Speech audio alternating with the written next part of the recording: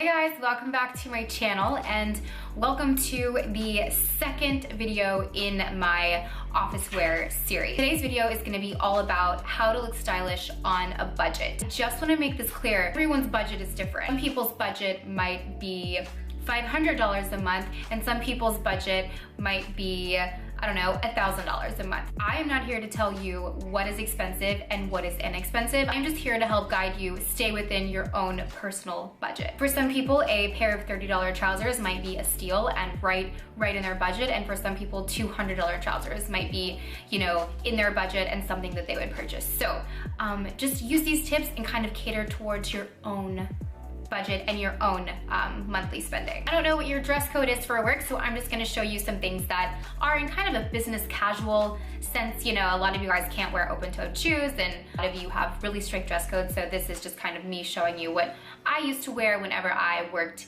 in more of a business casual office. So getting into the tips, I actually read a few studies online that said you should spend no more than 5% of your salary on clothing. Something, you have to follow. You don't have to spend any a month on clothing if you want to save your money and then do like one shop for work clothes at the beginning of each season. That's totally fine too. I just kind of wanted to share that with you because people always ask me how much they should set aside for clothing. So I did research and it says no more than 5%. Tip number one is become friends with your tailor. If you are on a budget and you found this really great pair of pants on sale, but they're just like 2 inches too long, get them. Like if they fit you great everywhere else, get them, take them to the tailor, but don't forget to add that into your budget. I always set aside a little bit of money each time I go shopping to not hit my budget because I know I'm probably gonna have to get something tailored. If you love something and it's a great deal, it's gonna be an easy fix, like getting the waist taken in a little bit or just getting a couple of inches off the bottom. Spend a little bit of money on the tailor. You will be so happy you did because you can rewear them over and over. My next tip is to not over purchase your accessories. It means whenever you are out shopping for work clothes, you don't need to buy 10 necklaces, 10 bracelets, 10 tote bags. Save that for your actual clothes that you're gonna be wearing. First of all, no one's paying attention to, if you're wearing a different necklace today, if you're carrying a different bag today. So I would just kind of have your signature necklace and your signature ring and your signature tote bag for work. So put your budget towards your bigger appearance items. Does that make sense? Bigger appearance items, such as like blazers and trousers and tops and even shoes. Moving on to the next tip, kind of relates to the previous tip. So with that being said, when you are ready to invest a little bit more money into certain pieces, a lot of people always say, invest in your basics like blazers and trousers. And that's great. Everyone has their own opinions, but I have amazing blazers from Zara and Topshop that I've had for like 7 years and that are super great fitting and just amazing. So I always say invest in a really nice bag. Whether you want to save up and invest in a really nice Prada tote or something a little bit less expensive like C by Chloe or something even less than that. I will say that a designer handbag will always make your outfit look a little bit more expensive. The next thing I would invest in is a really nice pair of shoes, something that's comfortable. I do have comfortable heels from like Steve Madden and from smaller designers from like Nordstrom, but I do think a really great pair of black pumps is a really great item to invest your money in. And just FYI, Vivian Leigh makes a really great high heel insert if you guys are uncomfortable in your heels. My next tip is to rotate your trendy items in with your classic items. And I know you're like, how does that save me money? So I always like to purchase multiple printed tops or bright tops and then rotate your same basic staple pieces around it. So you could literally do the same pair of trousers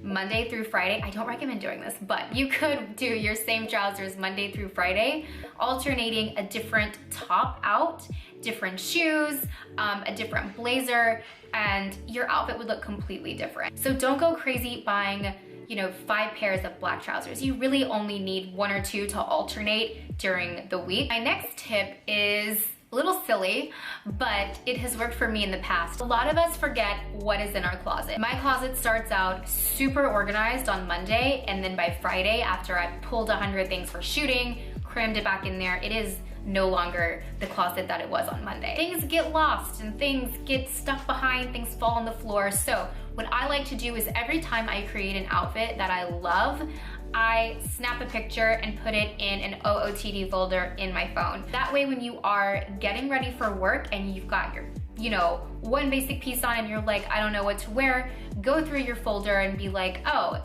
I wore that a couple of weeks ago, totally forgot about that top, I'm gonna go find that. That way you're kind of keeping tabs on everything that's in your closet.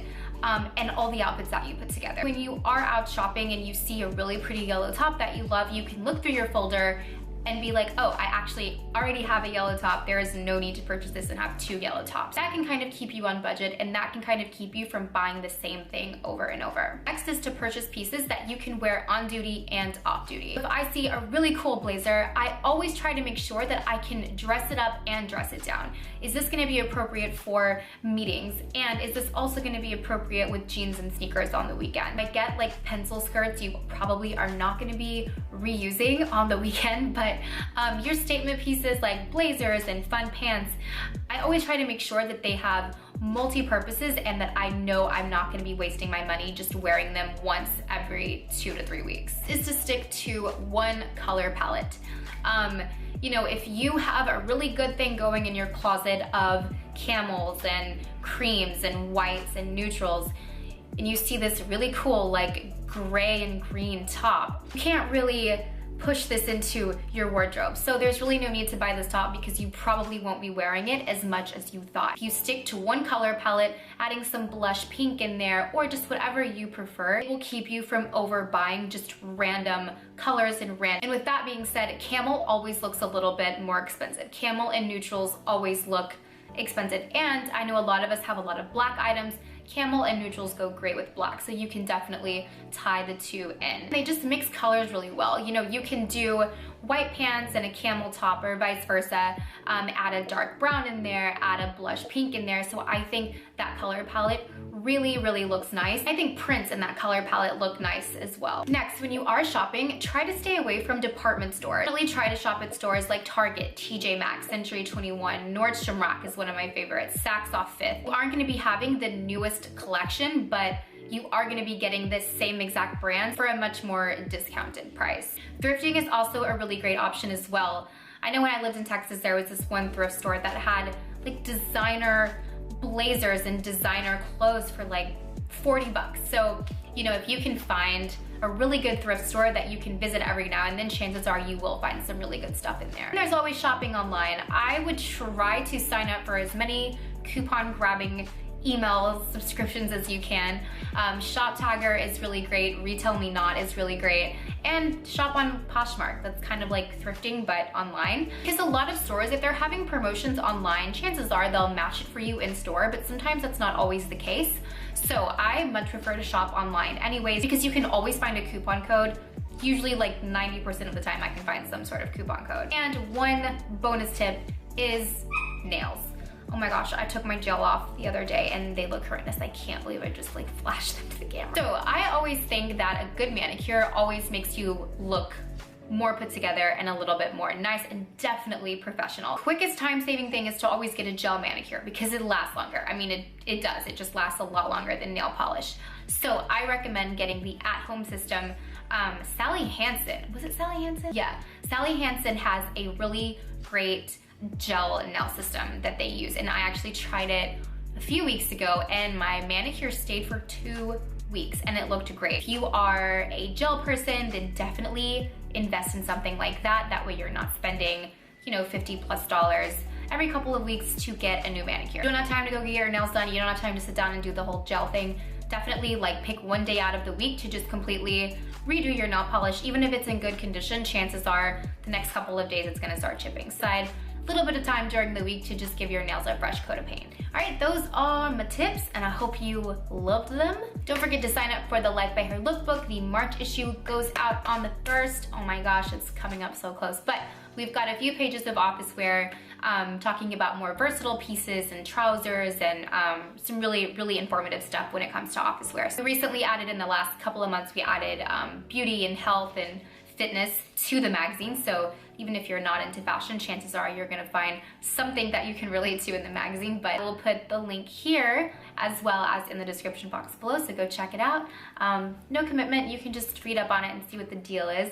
Let me know, you guys seem to really like the office wear series. It's so cool, it made me so happy. So let me know what video you wanna see next when it comes to office wear and staying stylish in the office. I will see you guys next time. Bye.